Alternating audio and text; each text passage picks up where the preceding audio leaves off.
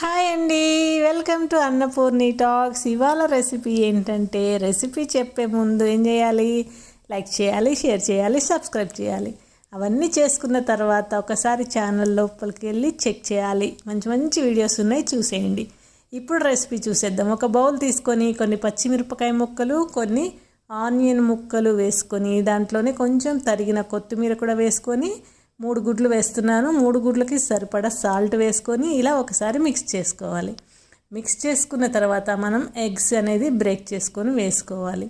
ఈ ఎగ్స్ కూడా బ్రేక్ చేసి వేసుకున్న తర్వాత జస్ట్ ఒకసారి మనం అంతా కూడా కలిసే విధంగా ఇలా కలుపుకోవాలి. చాలా చాలా టేస్టీగా ఈ ఆమ్లెట్ ఎగ్ కర్రీ ఎలా చేసుకోవాలో ఇప్పుడు మనం చూద్దాం. మిగతా ప్రాసెస్ అంతా ఒక మిక్సీ జార్ తీసుకొని దాంట్లో 1 స్పూన్ ధనియాలు, 1 స్పూన్ జీలకర్ర వేసుకోవాలి. దాని తర్వాత 1 స్పూన్ సోంపు మర్చిపోవద్దు. అలానే 1/2 టీ స్పూను మిరియాలు, అలానే ఒక చిన్న దాల్చిన చెక్క ముక్క, 2 ఎండుమిరపకాయలు, ఒక 5-6 జీడిపప్పు, కొంచెం పచ్చిమిరపకాయ ముక్కలు, 1 పచ్చిమిరపకాయ ముక్కలు అయితే సరిపోతుంది. అలానే ఒక చిన్న ఆనియన్ ముక్కలు. ఇప్పుడైతే 1 టమాటో కట్ చేసుకొని 1 టమాటో పీసెస్ కూడా వేసుకోవాలి. దాని తర్వాత కొంచెం కరివేపాకు, కొంచెం కొత్తిమీర వేసుకొని 1 స్పూన్ అల్లం వెల్లుల్లి పేస్ట్ వేసుకొని మంచిగా పేస్ట్ చేసుకోవాలి.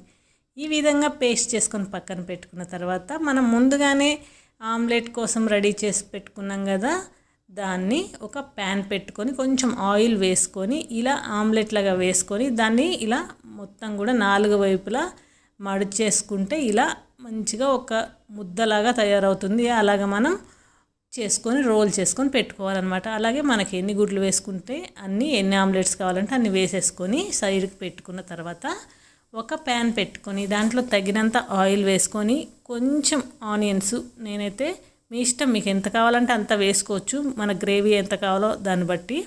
ఇలా కొంచెం ఆనియన్స్ ఫ్రై అయిన తర్వాత 2 ఎండుమిరపకాయలు, 1 బిర్యానీ ఆకు వేసుకొని అది కూడా ఫ్రై అయిన తర్వాత కొంచెం ధనియాల పొడి, కొంచెం జీలకర్ర పొడి, ఒక హాఫ్ టీ స్పూన్ వేసాను.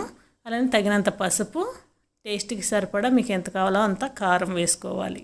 ఇలా వేసుకున్న తర్వాత గరం మసాలా 1 పావు చెంచా, టేస్ట్కి సరిపడా సాల్ట్ వేసుకొని ఈ ఆయిల్లో కొంచెం ఫ్రై చేసుకోవాలన్నమాట.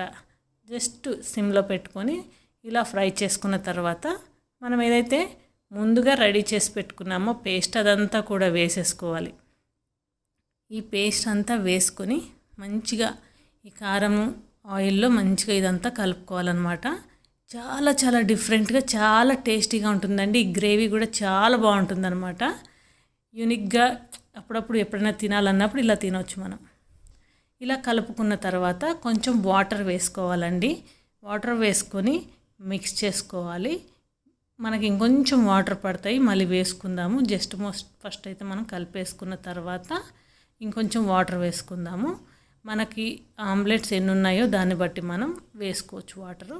ఇప్పుడు జస్ట్ కొంచెం బాయిల్ అవుతుంది కదా, ఇలా బాయిల్ అయ్యేటప్పుడు మనం ఆమ్లెట్స్ రెడీ చేసి పెట్టుకున్నాం కదా, అవి వేసేసుకొని మంచిగా ఇలాగా డిప్ చేసుకోవాలి. ఇలా ఆమ్లెట్స్ అన్నీ వేసుకున్న తర్వాత ఒక 5 నిమిషాల పాటు మనం సిమ్లో పెట్టుకొని కుక్ చేసుకోవాలన్నమాట. ఇలా మొత్తం కవర్ చేసుకొని 2 వైపులా కూడా తిప్పుకుంటూ అటు ఇటు మంచిగా కుక్ చేసుకుంటే లోపలికంటూ ఈ గ్రేవీ అనేది వెళ్ళి మంచి టేస్ట్ ఉంటుంది, చాలా బాగుంటుంది అనమాట. ఎవరైనా వచ్చినప్పుడు అయినా సరే మనం ఇలా చేసి పెడితే చాలా డిఫరెంట్ ఉంటుంది. రెగ్యులర్గా ఎగ్ కర్రీ తినేలాగా కాకుండా ఇలా ఒకసారి ట్రై చేయండి, చాలా చాలా బాగుంటుంది అనమాట. ఇప్పుడు దీంట్లో మనం కొంచెం కొత్తిమీర వేసుకుందామండి. ఫైనల్గా ఇంకా అయిపోయినట్టే. కొత్తిమీర వేసుకొని జస్ట్ కొంచెం ఇలా కలిపేసుకుంటే మనకి చూసారు కదా మంచిగా ఆయిల్ తేలుతుంది. అయిపోయిందండి, ఇంకా కర్రీ స్టవ్ ఆఫ్ చేసుకోవడమే.